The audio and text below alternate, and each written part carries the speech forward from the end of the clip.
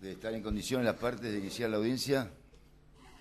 ¿Están todos? Sí, señores jueces. Bueno, muchas gracias. Vamos a iniciar esta audiencia entonces, prevista en el legajo 19.789 del año 2016, caso IL sobre muerte dudosa. El tribunal está integrado por la doctora Florencia Martini y el doctor Andrés Repeto, y mi nombre es Mario Rodríguez Gómez. Dos cuestiones preliminares, previo a darle la palabra para que se presenten las partes.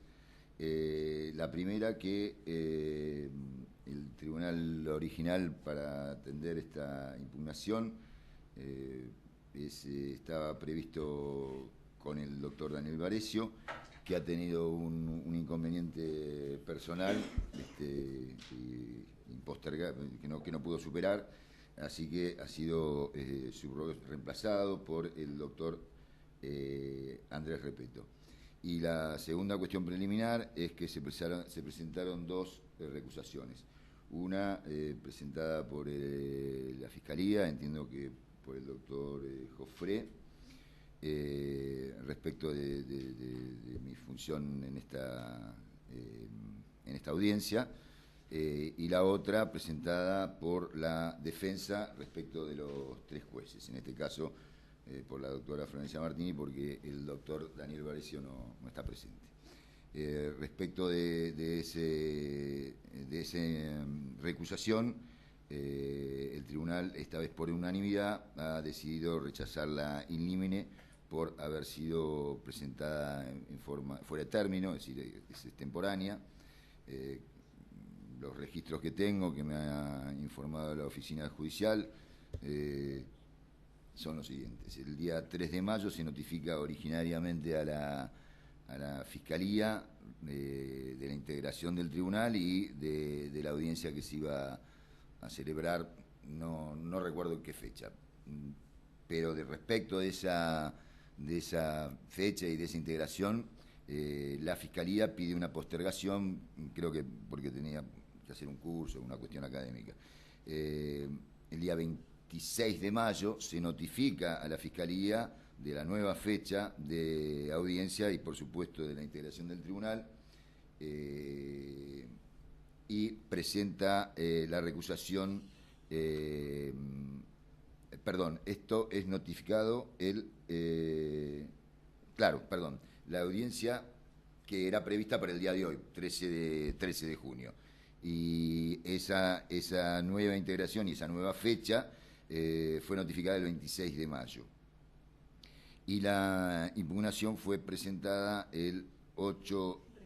la recusación, fue presentada el 8 de junio a las 13:47, lo que indicaría que es presentada el 9 de junio, pero no importa ese dato porque en realidad al 8 de junio ya estaba vencido los 3 días que prevé el artículo 42 del Código de Procedimientos en materia penal.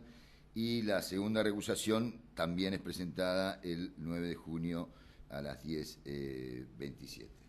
Así que ambas, conforme lo normado, repito, en el artículo 42, por haber sido presentadas fuera de término, son rechazadas in limine. No sé si quieren hacer alguna consideración sobre todas las partes que han presentado las recusaciones, la Fiscalía y la defensa de esta decisión del tribunal. Fiscalía, nada sí. que decir, su señoría. Muy bien. Lo mismo la defensa. Bueno, entonces, si tienen la amabilidad de presentarse las partes, la Fiscalía, la querella y la defensa. Sí, señores jueces, Marcelo Jofré, fiscal del caso. Señores jueces, Eduardo del Río, abogado de la querella, conjuntamente con la doctora Gabriela Tazzoni. Y por la defensa, Pablo Méndez y Miguel Enrique Manso.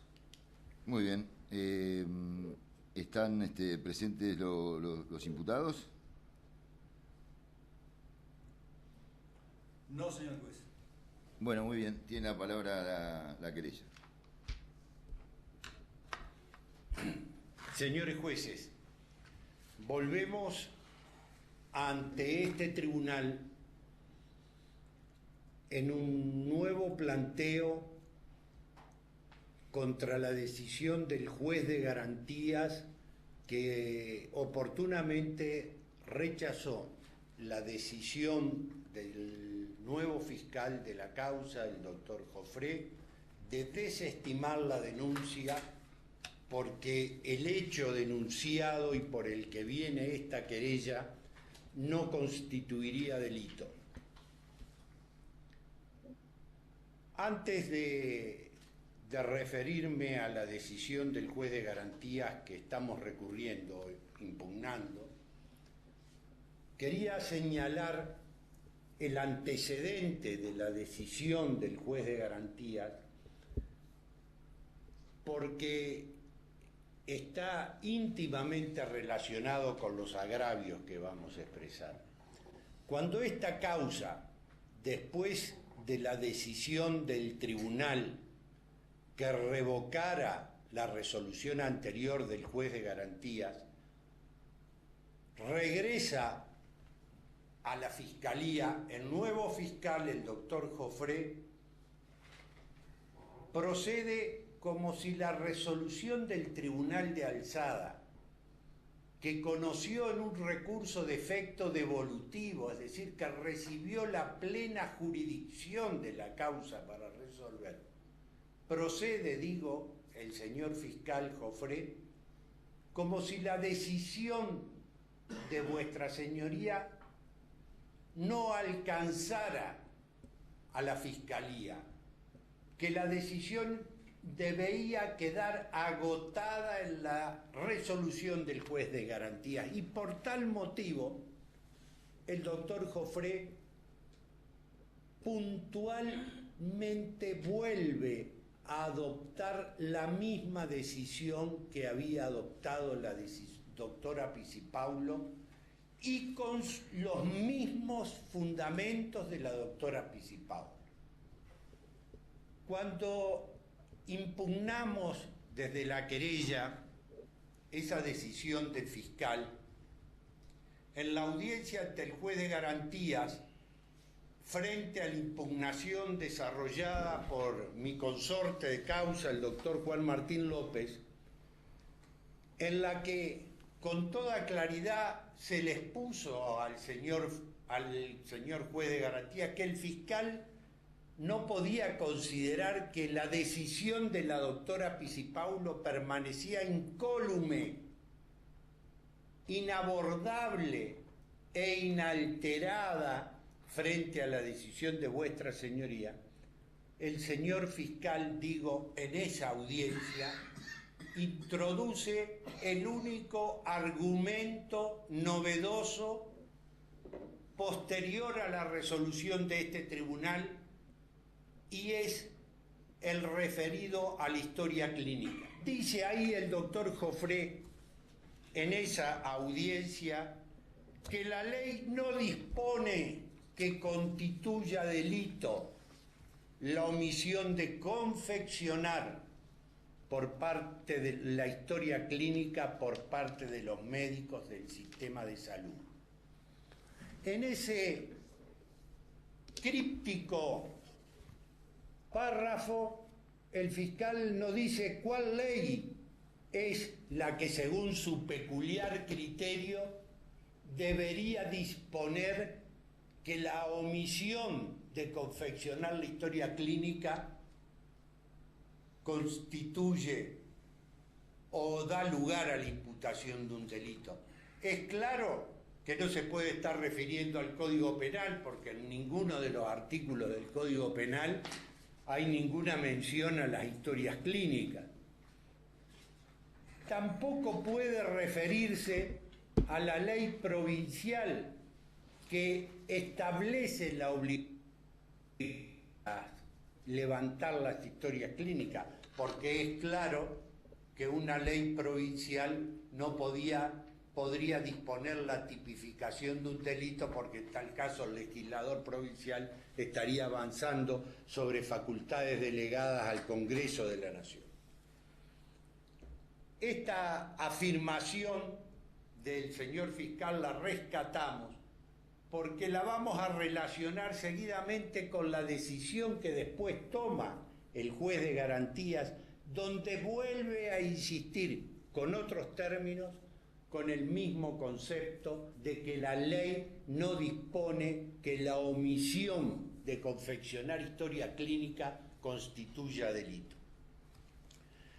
En esa audiencia, después de escuchar a las partes, después de escucharlo al señor fiscal que expresara esta tan desacertada como infundada afirmación de que la ley no dispone que la omisión de historia clínica constituya el delito, el señor juez comienza, el doctor Tomasi, en la audiencia, comienza refiriéndose primero a la intervención de la primera de las denunciadas que interviene en el tratamiento de la víctima, de la doctora.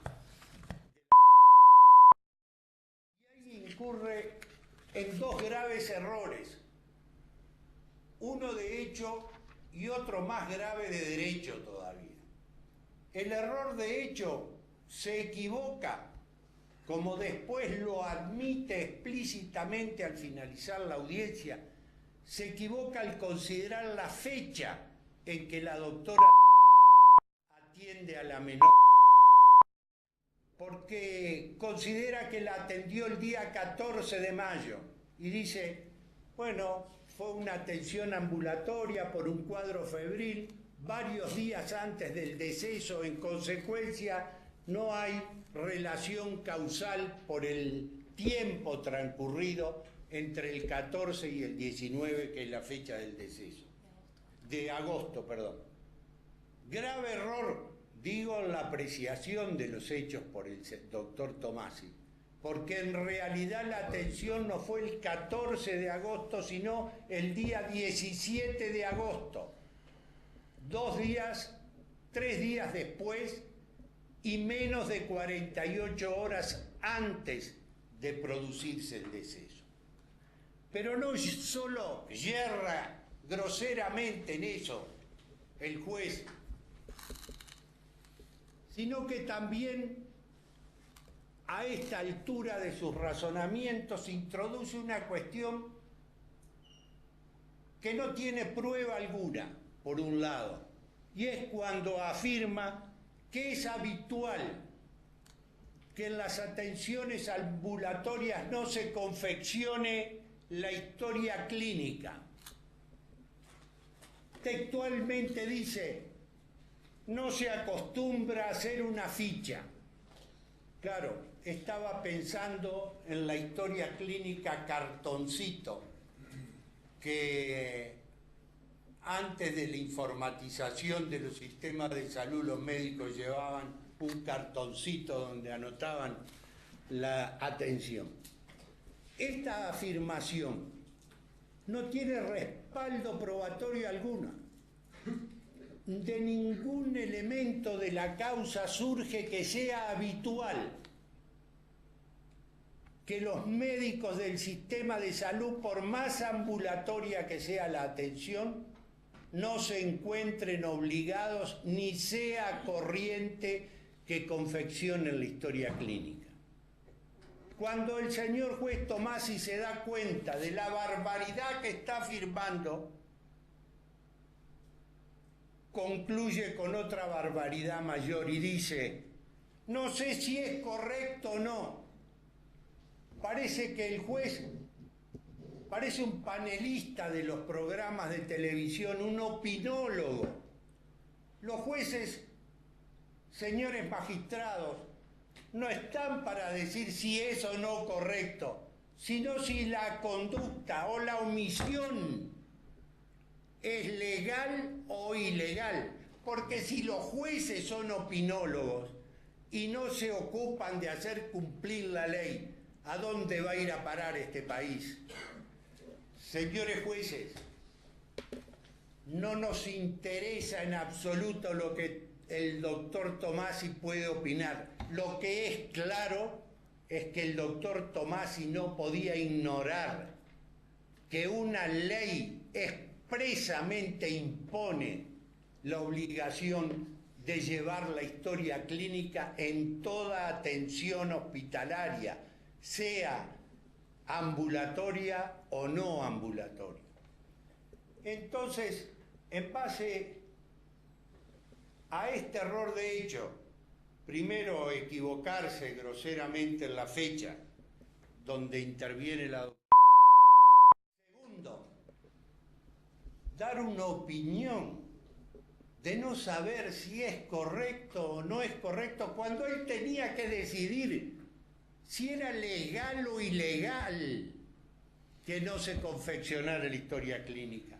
Realmente le quita respecto de la denunciada todo sustento a su decisión y se convierte claramente en una decisión dogmática, arbitraria, solo fundada en la voluntad del señor juez de rechazar la impugnación de la querella. Pero respecto de la otra coimputada en esta causa, la doctora, la hermana gemela de una funcionaria de la Fiscalía de Zapala, como recién me lo acaba de admitir el señor fiscal Jofré. Respecto de el señor juez resuelve consultar extraprocesalmente, sin control alguno de las partes, con el señor médico forense de Cutralcó. Pero lo más grave no es que consultara extraprocesalmente al señor médico forense, sino que le suministra datos equivocados, entre ellos un dato esencial, como era la saturación de oxígeno en sangre que presentaba la víctima cuando el día 18 de agosto fue atendida por el personal de enfermería cuando concurrió con su madre. Y el señor juez, que digámoslo, en homenaje a su hidalguía, reconoce este segundo error también cuando termina la audiencia. El error fue de considerar que el nivel de saturación era del 96%. Con ese nivel de saturación del 96%, el forense de Cutralcó le habría dictaminado o aconsejado u opinado que el cuadro no tenía gravedad, que el nivel respiratorio se aproximaba a lo normal y que en consecuencia nada hacía prever la conclusión fatal que pocas horas después produciría un proceso infeccioso que, como dijimos en la audiencia anterior, no tenía destino de muerte y que concluyó en la muerte de la paciente por una grave mala praxis de las dos médicas que la trataron en el hospital de Loncopué. Es muy distinto, señores jueces, tener una saturación del 96%, 4 puntos por debajo de la normal, a tener una saturación como en realidad tenía, como consta en el legajo, como lo tomó el personal de enfermería y como lo consideraron los médicos forenses, del 91%. Era una grave afección respiratoria, tan grave que sumada a los otros síntomas vitales, la temperatura, la frecuencia cardíaca y la frecuencia respiratoria, de la cual nada le consulta el doctor Tomasi a su médico de confianza, ameritaron que los peritos oficiales, las médicas forenses, sostuvieran con toda claridad que la paciente debió permanecer en el hospital para observar la evolución de sus signos vitales y que no ocurriera lo que definitivamente ocurrió, que se produjo el colapso mientras se encontraba en su domicilio. Entonces, la afirmación del doctor de que el resultado, la muerte de la paciente, no es normal ni previsible, porque nada hacía prever tal resultado. Señores jueces, es una afirmación que resulta de los errores que el propio Tomasi termina concluyendo cuando, por lo menos hidalgamente, en el último instante de la audiencia dice, textual, vamos a dejar constancia de los dos errores que he cometido. Claro, se olvidó también del error jurídico, el más grave que había cometido cuando dudó u opinó que lo de la historia clínica no sabía si era correcto o no era correcto. En consecuencia, señores jueces,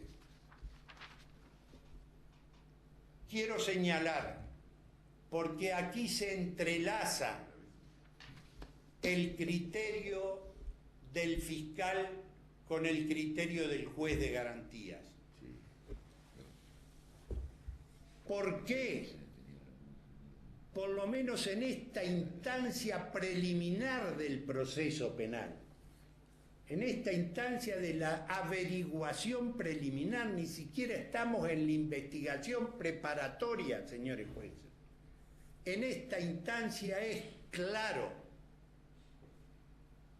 que la obligación de los médicos de confeccionar la historia clínica es una obligación impuesta por una ley que reglamenta el ejercicio profesional. Y es una ley de cumplimiento obligatorio, porque no se trata de cumplir con la historia clínica para satisfacer la estadística o para llenar una ficha, como la propia ley textualmente lo dice. La historia clínica, el artículo 16 textualmente dice, es el instrumento fundamentalmente destinado a garantizar una adecuada asistencia al paciente. Es claro en consecuencia que desde el punto de vista reglamentario, si no se confecciona la historia clínica, no hay una atención, no hay una asistencia adecuada al paciente. Hay una mala praxis claramente configurado. En cuanto al argumento de que la ley no dice de que la omisión de la historia clínica constituya delito, claramente es un argumento que se aparta de la política legislativa que ha seguido adelante el legislador nacional para tipificar los delitos culposos.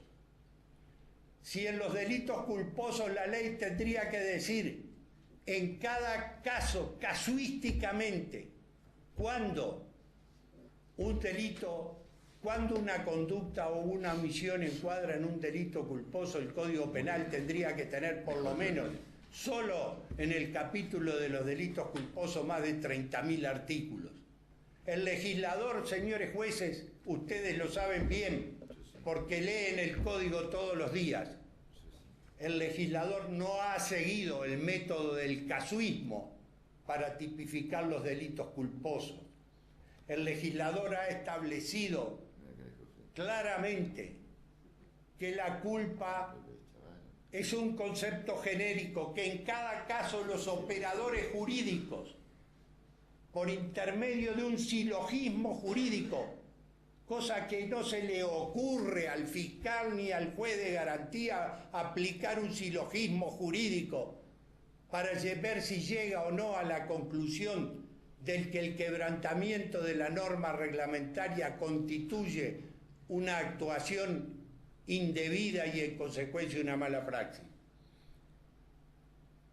Pero en la confección del silogismo jurídico los operadores jurídicos no pueden ignorar que uno de los 3 supuestos de la culpa es el incumplimiento de los deberes impuestos por los reglamentos. Y aquí claramente la ley provincial 2611 es una norma reglamentaria del ejercicio de la profesión de los médicos y demás prestadores del servicio de salud. Y esa norma reglamentaria impone un determinado cumplimiento de una pauta, de manera tal que quebrantar esa norma incluye violar los reglamentos a su cargo y hace presumir, por lo menos en esta instancia del proceso, una actuación culpable. Nada más por ahora, señores jueces. Muy bien, la Fiscalía. ¿La Fiscalía o la Defensa? No sé quién va a contestar primero. Fiscalía, su señoría. Muy bien, lo escuchamos. Su señoría, entiendo primeramente con respecto a la admisibilidad que no está dentro de las previsiones que establece el 233 de nuestro código, tampoco la parte querellante da argumentación de dónde o en qué articulado de nuestro código fundamenta su nueva impugnación. Por lo tanto, entiendo que no está dentro de las previsiones del código, debiendo los señores jueces declarar inadmisible la impugnación planteada como primer lugar. Como segundo caso, en caso de que se diera lugar a la impugnación, debemos decir lo siguiente. Sí. Primero la Defensa. Atento que hay un nuevo juez. Doctor Cofré, disculpe No, que me interrumpa. Vamos a tratar primero la admisibilidad, entonces, atento a su primer planteo. Perfecto. Muy bien. Perfecto, señoría. Doctor Manso, la Defensa, ¿qué opina respecto de la admisibilidad? Sí, considero que de conformidad al 242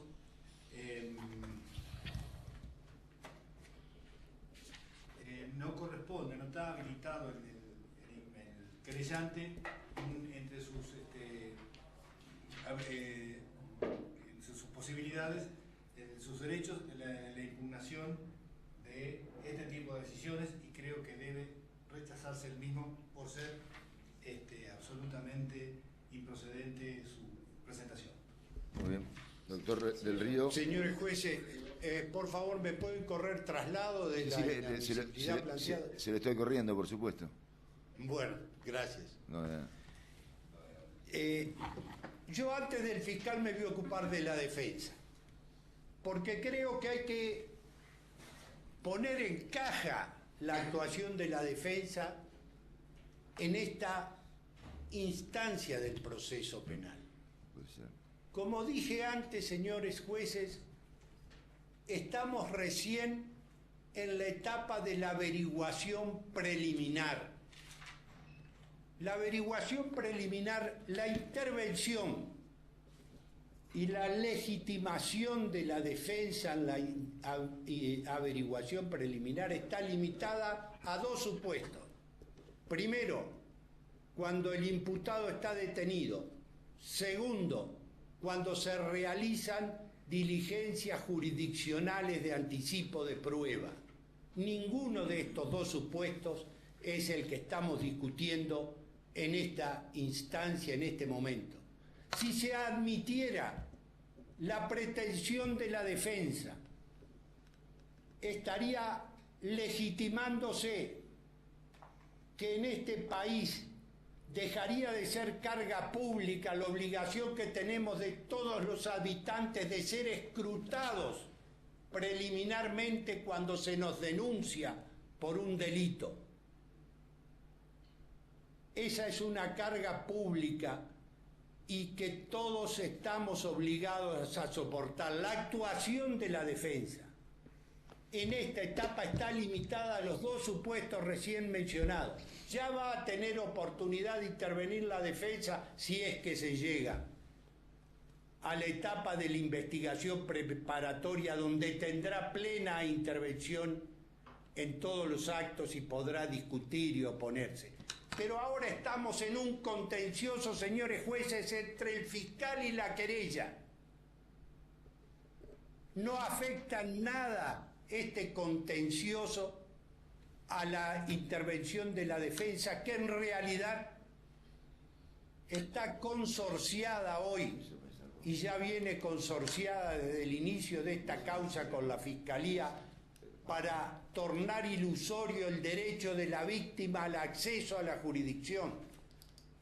Porque, lo diré con toda la claridad que pueda, nos han puesto todas las piedras en el camino para que la víctima no tenga acceso a la jurisdicción. Respecto del fiscal, también me llama la atención de qué manera está esta fiscalía. Acá ha venido la doctora Pisipaulo, la fiscal jefe, el fiscal Jofré, falta que venga la hermana gemela de la imputada también por la fiscalía. Todos. ¿De qué manera está el Ministerio Público Fiscal cumpliendo con la obligación de favorecer la participación de la víctima en el proceso? Si acá no han dejado recursos, digo, chicana por esgrimir, para cerrarnos la posibilidad de que esta causa no llegue a juicio, señores jueces. No estamos decidiendo si vamos a condenar o absolver, sino lo que estamos decidiendo es de si se debe iniciar una investigación preliminar o no. ¿De dónde tiene el fiscal certeza para decir que aquí no se ha cometido delito?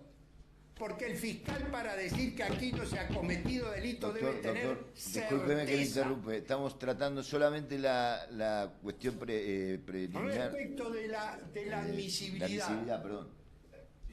Sí.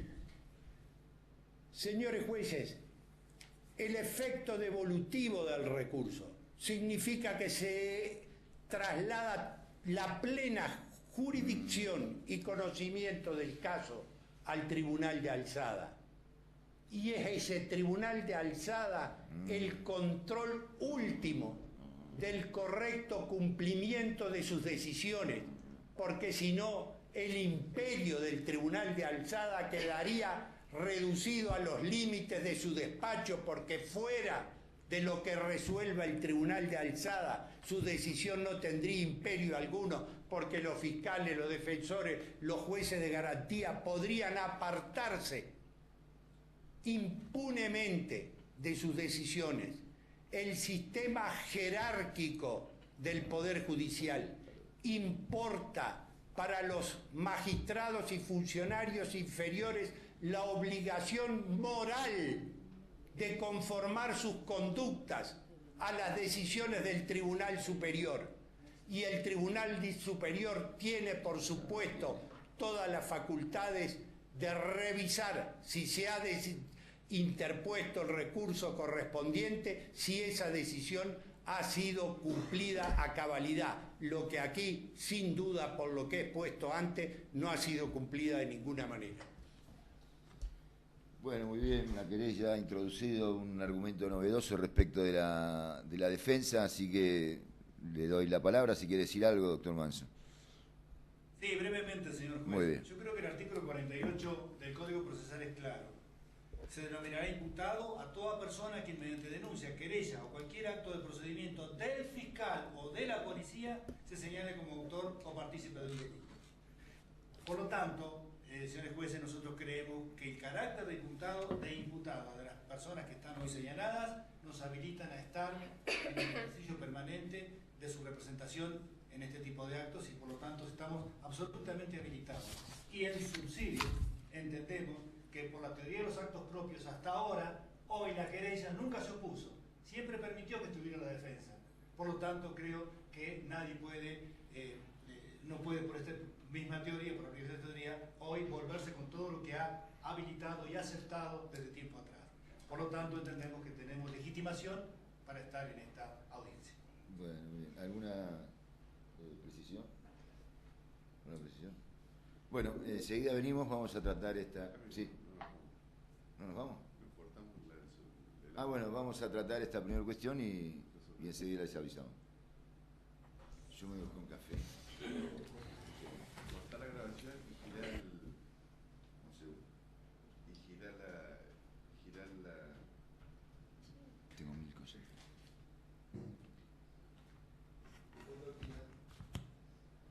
Bueno, luego de esta deliberación el tribunal ha llegado a una decisión por unanimidad, si bien hay alguna diferencia en relación a los considerandos.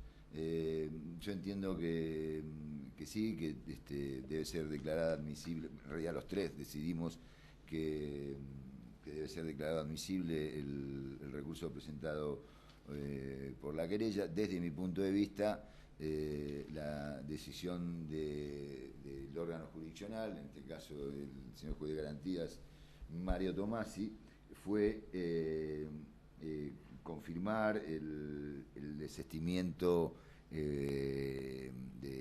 propuesto ordenado por la Fiscalía. En este sentido, las razones por las cuales se decide un desistimiento es por la inexistencia de delito. Ahora bien, cuando el órgano jurisdiccional decide confirmar esta decisión de la acusación, en este caso de la Fiscalía, yo creo que es exactamente asimilable a un sobreseimiento justamente por inexistencia de delitos. Es decir, el juez o escuchó la opinión del fiscal por el cual considera que no es delito, o escuchó la decisión, en este caso, de la contraparte, en este caso en esa incidencia, por supuesto, de la querella, que consideraba que sí, que era delito, y decide que no hay delito, es decir, confirma lo que venía proponiendo la Fiscalía. Con lo cual, y justamente una de las causales taxativas del dictado de un sobreseimiento son, bueno, la muerte del imputado, la prescripción o que el hecho no constituya delito. Con lo cual, yo considero que al ser asimilado a un sobreseimiento y estar expresamente facultada la querella con legitimidad objetiva y subjetiva para impugnar esa decisión jurisdiccional, debe ser declarado admisible el recurso. ¿Quién va? Yo. Bueno. ¿El otro qué? El otro micrófono. Pero para que quede grabado. También. Sí, yo adhiero a la solución propuesta, pero con otros argumentos. Ha dicho el Tribunal Superior de Justicia, ya en forma reiterada, que la admisibilidad o no de un recurso debe ser analizada aún de oficio por los tribunales. En este caso, considero de oficio que la impugnación deducida por la querella es admisible en los términos del artículo 233 por ser un auto procesal importante. El fiscal, en definitiva, aplicó, bien o mal, eso lo veremos al finalizar la audiencia, lo dispuesto en el artículo 131, inciso 1 del Código Procesal, es decir, dispuso la desestimación de la denuncia o la querella por considerar que el hecho no constituye delito. Esa decisión fue cuestionada por la querella ante un juez de garantías en los términos del artículo 132 y, en definitiva, eso fue lo que resolvió el doctor Tomasi, confirmar la desestimación efectuada por la Fiscalía. Y eso es, en definitiva, lo que la querella viene a impugnar. Ello no es, a mi modo de ver, técnicamente un sobreseimiento, si bien puede tener alguna analogía, no lo es, con lo cual no estaría directamente incorporado en la legitimación dispuesta en el artículo 240, pero sí en la prevista como auto procesal importante del artículo 233. Considero en este punto que, si bien se discute si la Fiscalía puede o no impugnar autos procesales importantes, creo que está fuera de discusión que la querella sí puede hacerlo, porque la querella se encuentra amparada por una garantía incorporada a tratados internacionales, por imperio del artículo 75, inciso 22 de la Constitución, que es la garantía a la tutela judicial efectiva. Con lo cual, Tenemos una víctima que recurre a los tribunales pidiendo ser amparada en su derecho a ser escuchada por los tribunales. Y eso, desde mi punto de vista, se encuentra perfectamente habilitado y su intervención es legítima, con lo cual considero que este recurso debe ser declarado admisible formalmente. ¿Querés decir algo? Sí, dos palabras. Bueno, coincido con el doctor Repetto y agrego solamente que justamente a partir de la decisión del Tribunal Superior de Justicia en cuanto no le otorga la potestad autónoma a la querella de instar la acción, o sea, de formular cargos cuando la Fiscalía desestima o archiva, justamente este tipo de casos lo que provoca es un gravamen irreparable, porque no tiene esta facultad la querella de poder investigar por sí mismo y de formular los cargos y llevar adelante la investigación en ausencia de la Fiscalía. Es por eso que se trata de un auto procesal importante que causa un gravamen irreparable y debe ser admitido. Bueno, había una cuestión más, que en realidad no nos quedó muy claro si la pretensión de la querella era que, digamos que porque fue un planteo novedoso, no fue original, sino instancia de contestar esta incidencia. Respecto de la actuación de la defensa. Nosotros entendemos que justamente por las razones invocadas por el defensor, por el artículo 48 que le otorga plena su calidad de imputado y con todas las garantías que tiene imputado, que amplían las que taxativamente ha enunciado la querella ante una posibilidad de detención y anticipo, muy bien, y anticipo, gracias, anticipo jurisdicción de prueba, digamos, estas garantías por imperio de cuestiones incluso constitucionales, se amplía a estas dos que taxativamente ha anunciado la querella, está perfectamente legitimado para contestar la admisibilidad o para plantear cuestiones de admisibilidad y, por supuesto, para estar presente en la audiencia y también contestar las cuestiones de fondo de la incidencia planteada, de la impugnación planteada. Bueno, ahora tiene la palabra la Fiscalía para contestar la cuestión de fondo. Gracias, señor presidente. Señores jueces, el inicio de esta investigación es de fecha 19 de agosto del año 2016. En esa investigación, la por entonces fiscal del caso, la doctora Laura Pisipaulo, realiza una investigación que, a mi entender, es una investigación que tiene todos los elementos o todas las evidencias correctamente analizadas. Se realizó una autopsia a la nena, se realizaron testimoniales, se realizaron preguntas de ampliación a los médicos forenses de la ciudad de Neuquén y en ningún momento de la investigación se pudo surgir que había una conducta ilícita que permitía formular cargos, presentar un caso ante el juez de garantía y en esos 4 meses tratar de determinar si era una causa para ser llevada a juicio. Así, si ustedes han tenido a la vista todos los recursos o las impugnaciones, las impugnaciones planteadas con su respectiva ampliación por la parte querellante, el doctor López en todo momento, y así lo dice en la audiencia, la última audiencia, no critica la actuación de la Fiscalía. Todo lo contrario, él mismo dice, por sus palabras, es correcta, no tengo nada que decir de la doctora Pisipaulo, no tengo nada que decir del doctor Jofré.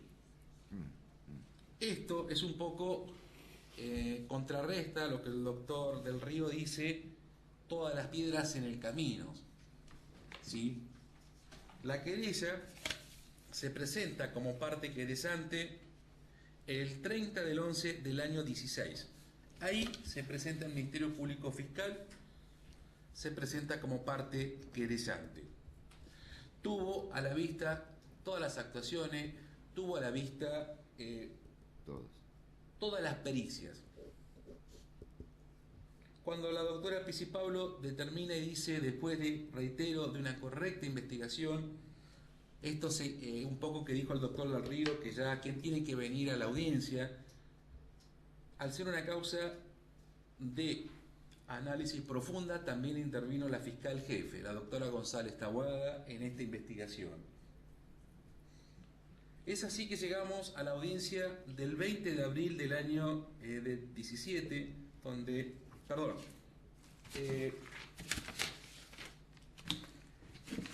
llegamos a la audiencia del 9 de marzo del presente año, con una impugnación presentada por la defensa, atento que con fecha 9 de febrero del presente año, el doctor Ravizoli Gustavo confirma el desistimiento de, en ese caso, la doctora Laura Pisipablo. Esas argumentaciones es lo que nos lleva a el 9 de marzo del 17 a tener una audiencia de impugnación con la doctora Martínez Florencia presente, el doctor Rodríguez Gómez presente. En esa audiencia se plantea, como bien lo dice el doctor Del Río, que vuelve a plantear la historia clínica, pero tampoco la parte querellante ha dicho en esta audiencia, como tampoco lo ha dicho en otras, como tampoco lo dijo el doctor López en una entrevista que mantuvimos en mi despacho, ¿qué le va a resolver la historia clínica? Si esa historia clínica va a poder determinar la causal de muerte, como dice el doctor Rodríguez Gómez en su voto principal, este deber objetivo de cuidado, es decir, un incumplimiento del deber objetivo de cuidado conforme al criterio de imputación objetiva. Es decir, no lo dice la parte querellante. ¿Por qué? Porque la parte querellante sabe, y así fue dicho en la audiencia, que es una investigación correcta, es una investigación que agotó todas las evidencias posibles para poder llegar a convertir esas evidencias en prueba para una formulación de cargo. Cuando llegamos a audiencia de impugnación,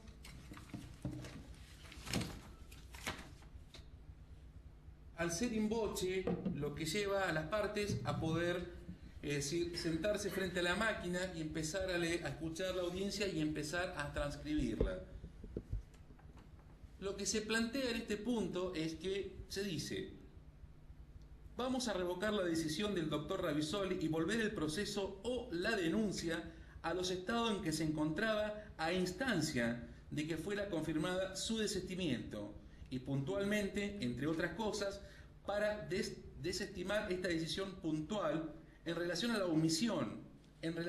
omisión del doctor Ravizoli de contestar estos agravios en esos casos de la querella y eventualmente estos puntos de investigación que pretende se lleven adelante justamente esa parte acusadora.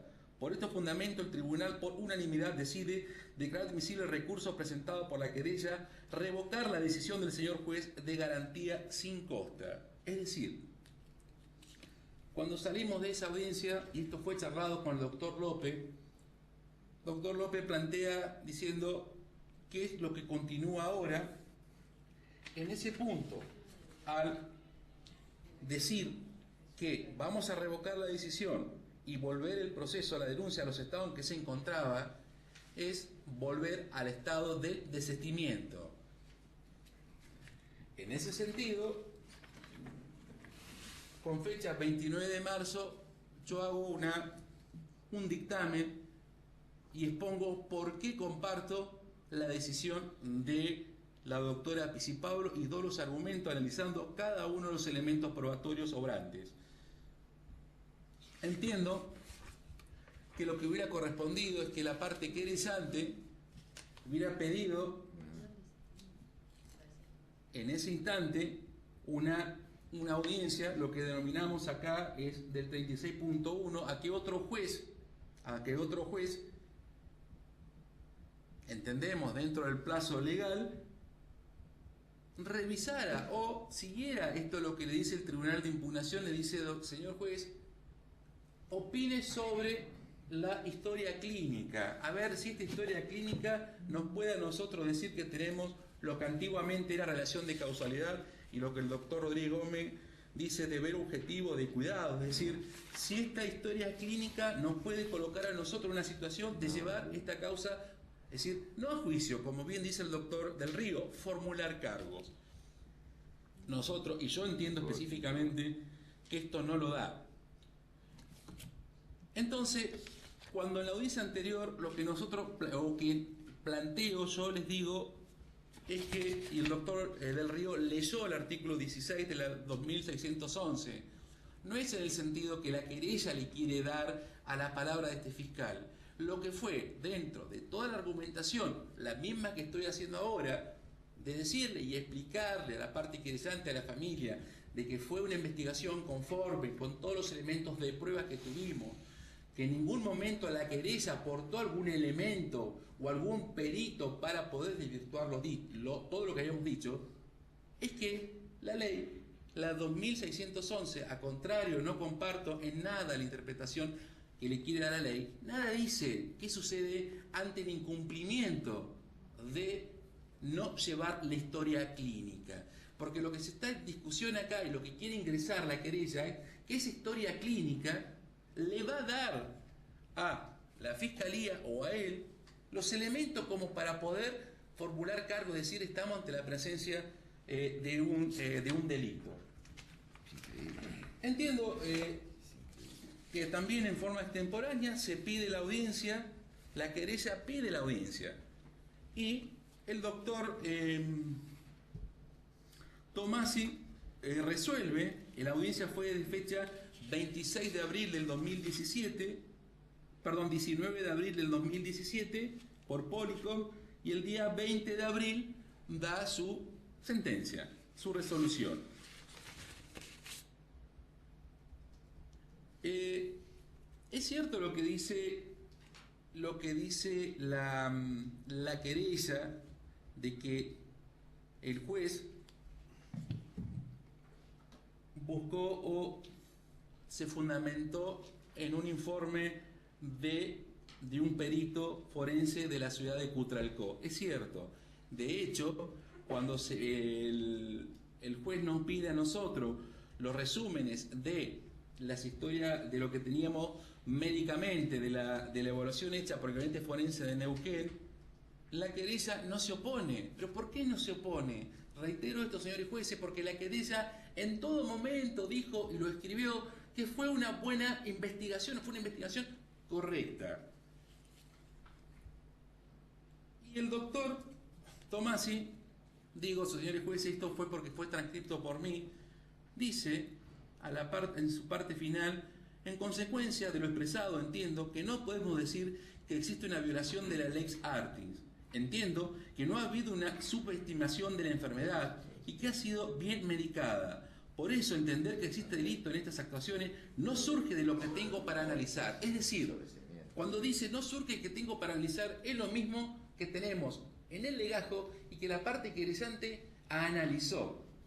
Entiendo que no ha habido negligencia, sino que ha habido un cuadro que se desencadena en una forma absolutamente sorpresiva para cualquier profesional. No era previsible esta infección. Por lo tanto, voy a sostener la decisión del fiscal. ¿Por qué esto es importante? Porque no pasa, porque si no queda que el Ministerio Fiscal se encarga de vulnerar el derecho de la víctima, como dijo el doctor, de hacer opiniones desacertadas, infundadas y poner piedras en el camino. No es poner piedras en el camino, porque también este fiscal tiene una carga procesal y una carga constitucional. La carga constitucional es la siguiente: presentar casos donde yo pueda probar y el debido proceso legal se pueda cumplir. Hoy no lo tengo y no lo tenemos. Esto fue analizado por otro juez, por eso fue el tema, señores jueces, de plantearles a ustedes la inadmisibilidad, porque seguimos rotando o girando sobre una misma rueda. No es como dijo el señor querellante de que hubo un error en las diferencias de número. No es así. Lo que quedó, lo que dice el doctor López, le solicita al juez si ratifica al paciente el día 14. Si considera que el día 14, el juez contesta que él tiene día 14, pero si él le dice el 17 puede ser, y le dice el doctor López, respecto de la saturación usted consideró el 96%, el juez le dice que es lo que anotó de lo que él le dijo, le contesta al doctor López. López le dice que el 96% de la línea era malo, ya habiendo terminado la lectura de la sentencia. Según el registro de enfermería tenía el 91%, pero bueno, no estoy pretendiendo que modifique su resolución, le dice el doctor López, le dice, no estoy pretendiendo que usted modifique su resolución, sino simplemente aclarar, dijo Tomasi que va a dejar constancia de las diferencias en los números, no habló nunca de error, lo que pretende la querella. No habló de error el señor juez.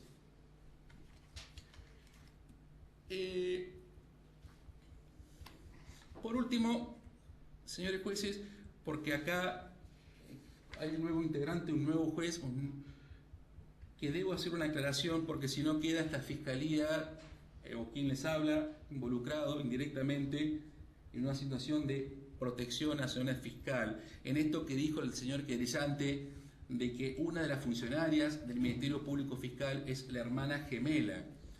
En ningún momento desde mi intervención, hubo un apartamiento de quien les habla.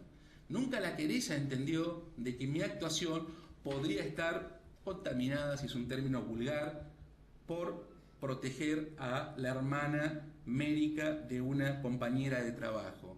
Entonces hoy ingresarlo así y tirarlo, creo, y con mucho de respeto que me da el doctor del Río, es una forma irrazonable, es una forma irrespetuosa de ingresarlo.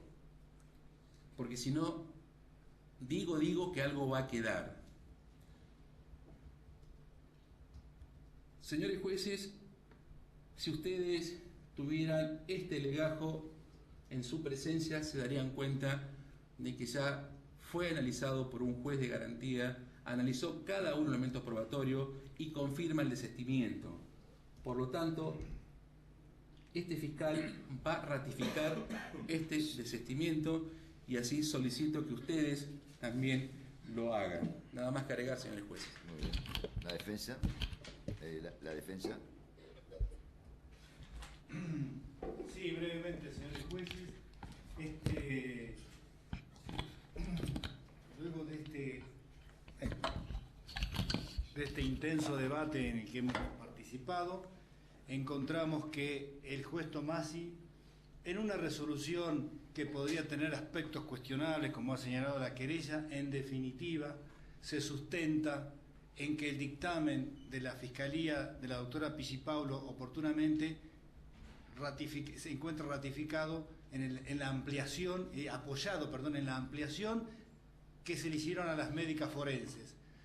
Hecha la autopsia y no conforme con eso se hace una ampliación, un pedido ampliatorio de las médicas forenses, a las médicas forenses que puntualmente señalan la correcta atención, la medicación dada era la correcta y no hay finalmente un párrafo que es uno de los últimos que escriben, no hay relación directa entre calidad de atención de resultados debido a que las variables de agresividad del germen y estado inmunológico del paciente son los que definen el resultado final de esta patología. En definitiva, señores jueces, este lamentable suceso no se ha acreditado en todas estas cuestiones el nexo causal claro entre un resultado y una causa, si queremos volver para atrás. Todo lo contrario, se encuentra fortalecido el informe de que no hay a este resultado ninguna conexión médica, lógica, fáctica con la causa. Ha sido claro en eso el informe médico, el informe ampliatorio de la fiscalía, de las forenses pedido por la fiscalía, que fue en el que se apoyó la doctora Pisipaulo, que como dijo Jofré, ha sido reconocido, y él lo que ha hecho es ratificar de alguna manera todo esto. Y finalmente, señores jueces, yo termino por lo que yo entendí, y tal vez haga mal en decirlo, pero no puedo dejar de señalarlo, que las representadas por esta defensa pública no han cometido otra cosa que no sea un delito a lo sumo del 249 de incumplimiento de los deberes de funcionarios públicos. Como ha dicho la querella, hay una ley que les obligaba y no lo hicieron. Fue una cuestión de actuación administrativa que no la ha habido y eventualmente un delito de eso. Pero respecto a que son responsables o que se ha demostrado, se ha dado una punta para poder investigar el nexo causal, eso no ha sido aportado, y por lo tanto creemos, señores jueces, que lo que debe hacerse es confirmarse esta decisión de archivo. Es todo, gracias. Bueno, ¿alguna Señor presidente, Sí. señor presidente, quería hacer uso del derecho de dúplica porque la querella y también la fiscalía ¿Encontró han algún argumento, sostenido- algún argumento novedoso, Sí, doctor? sí, A ver un si nos puede argumento precisar. nuevo, que esta querella ha considerado correcta la investigación fiscal, Ah, a ver. cosa que lo ratificamos. Lo que consideramos absurda, incorrecta, antijurídica es la conclusión Muy bien. a la que llega la fiscal de que de la investigación no surge para esta etapa la comisión de un delito. Y esto es porque, como decíamos antes, los peritos médicos no son los que deben determinar si acá ha habido un caso de mala praxis con implicancias penales, sino que los operadores jurídicos deben ser los que realicen el silogismo jurídico que implica el juicio de valor para establecer la relación causal entre la omisión y el resultado. Y ese silogismo jurídico es el que luce ausente totalmente en el razonamiento de las fiscalías que han actuado en esta causa. Bueno, muy bien. ¿Querés una precisión? ¿Vos? Sí.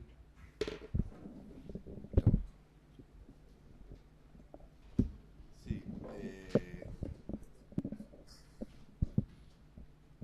como señaló el doctor Cofré, yo no intervine en la audiencia anterior, con lo cual me gustaría que la Fiscalía me aclare.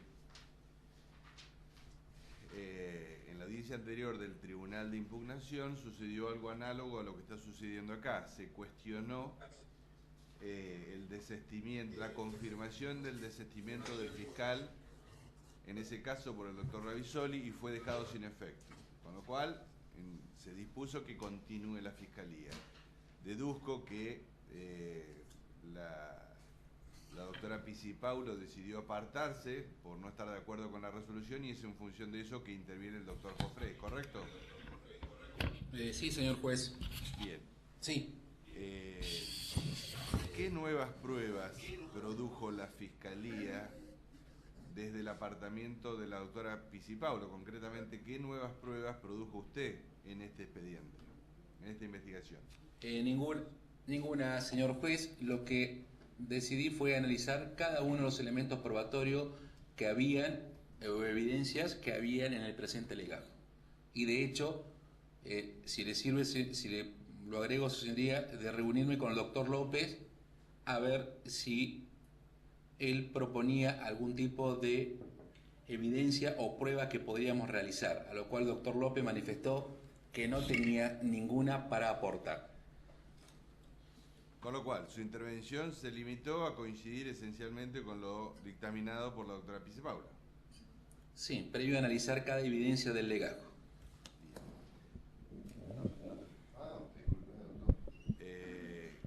¿Qué cargo ocupa la hermana gemela de la imputada? Hay dos imputados, ¿verdad? ¿O uno solo? Dos imputados. ¿Y qué cargo ocupa en la Fiscalía y cómo se llama? Funcionaria judicial, sí. ¿Y cómo es su nombre?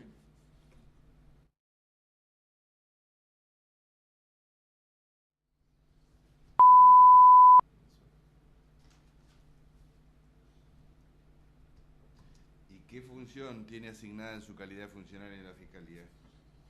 La función que tiene es analizar todos los expedientes civiles y netamente administrativo del juzgado el nuevo juzgado de juicios administrativos. Y está en una ala totalmente separada a mi fiscalía, ¿sí? a la fiscal número 1. Bien. El doctor Tomasi en su resolución informó que él pidió opinión o un dictamen del del médico forense de Cutralcó para resolver. ¿Cómo se enteran las partes? A la querella le pregunto esto. Sí, señor juez, efectivamente el doctor Tomasi, con todo detalle, explicó que le requirió la opinión al médico forense de Cutralcó, al que refirió, no lo conozco yo, pero como un profesional de larga experiencia y de actuación en el fuero penal de esa ciudad. Está bien. Pero el doctor Tomasi reconoció que le dio datos errados. Además, ok. Desde el punto de vista de la querella, con las pruebas que hoy existen en el legajo de investigación, del cual descuento que usted tiene copia, ¿usted considera que existen elementos suficientes para formular cargos contra alguna persona? Sí, sin duda, doctor. Existen elementos suficientes para pedir que se abra la investigación preliminar contra las doctores por haber omitido prestar la atención médica que debían prestar, omitiendo la confección de la historia clínica. ¿Usted se referirá a la investigación preparatoria? Sí. Ah, porque dijo preliminar. Para abril... No, perdón, sí. Ok, bueno, eso es todo. Es la investigación preparatoria. Listo, gracias. Es el paso que sigue. Sí. Bueno, muy bien. Vamos a deliberar y le avisamos inmediatamente cuando tengamos la decisión.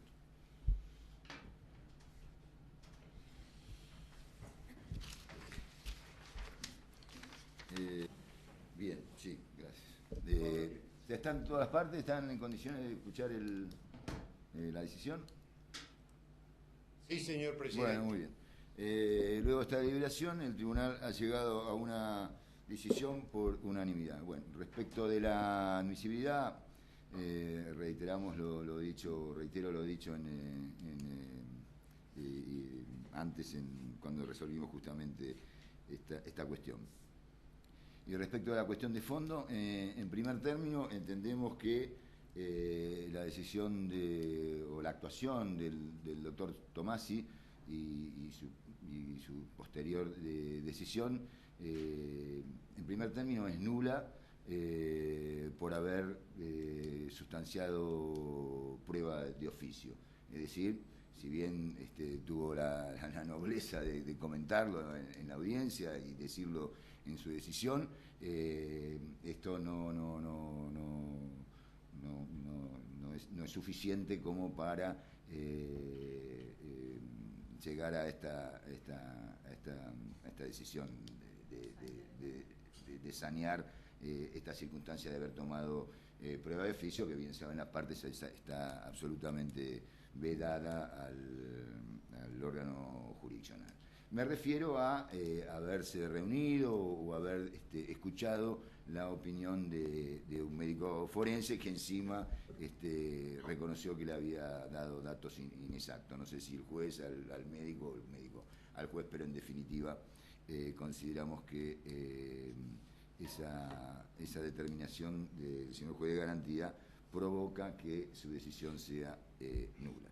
No obstante, decidimos también considerar los argumentos de fondo que han planteado las partes.